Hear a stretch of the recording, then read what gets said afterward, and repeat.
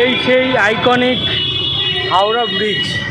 যতবারই আসি না কেন এই ব্রিজটা দেখলে অদ্ভুত একটা ভালো লাগা কাজ করে। নমস্কার বন্ধুরা, আশা করছি আপনারা সবাই খুব ভালো আছেন। আজকে আপনাদেরকে নিয়ে যাব একটা দারুণ সফরে। আমি এখন দাঁড়িয়ে আছি আমাদের শান্ত সুন্দর বাগনাপাড়ায়, কিন্তু গন্তব্যটা আজ অনেক দূরে, কলকাতার হৃৎপিণ্ড অর্থাৎ হাওড়ার বড় বাজার। চলুন আজকে গ্রাম থেকে শহরের জার্নিটা একসাথে উপভোগ করি। ট্রেনের জানলার ধারের এই হাওয়া আর সবুজ মাঠ, এই অনুভূতিটাই আলাদা। বড় বাজার যাওয়ার আগে এই শান্তিটুকু বেশ উপভোগ করে নিচ্ছি। তো চলো, এরপর দেখা হচ্ছে সোজা হাওড়া স্টেশনে। অবশেষে পৌঁছে গেলাম হাওড়া স্টেশনে।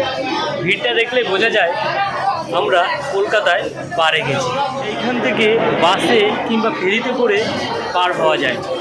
আজ ভাবছি যে আমরা হেঁটেই হাওড়া ব্রিজটা পার করব। এই সেই আইকনিক হাওড়া ব্রিজ।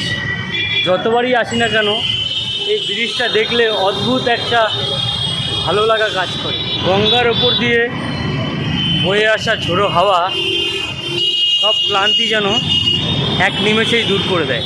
আমরা এখন ঠিক বড় বাজারের মাঝখানে। চারিদিকে মানুষের ভিড় আর ব্যবসার ব্যস্ততা। এখানে এমন কিছু নেই যে পাওয়া যায় না। মশলা থেকে কাপড় সব কিছুর পাইকারি বাজার। আর চারিদিকের গলিগুলো ঠিক যেন গোলকধারা। বড় বাজারে এসে যদি নিয়ে কচুরি আর যদি চাই না ফেলেন তাহলে জার্নিটাই খুবই অসম্পূর্ণ হয়ে যাবে। যারা বড় বাজার আসবে অবশ্যই নিয়ের কচুরি আর চাটা অবশ্যই। বাগনাপাড়ার সেই শান্ত বিকেল থেকে শুরু করে বড় বাজারের সন্ধ্যের ব্যস্ততা, দিনটা বেশ ভালোই কাটলো। আশা করি আপনাদেরও আমার এই সফরটা খুব ভালো লেগেছে। যদি ভালো লেগে থাকে তো অবশ্যই লাইক, কমেন্ট এবং শেয়ারটা করে দিও। আর যদি ইউটিউব থেকে দেখে থাকো তাহলে অবশ্যই একটা সাবস্ক্রাইব করে দিও। তো দেখা হচ্ছে অন্য কোনো নতুন ব্লগে, নতুন কোনো জার্নিতে।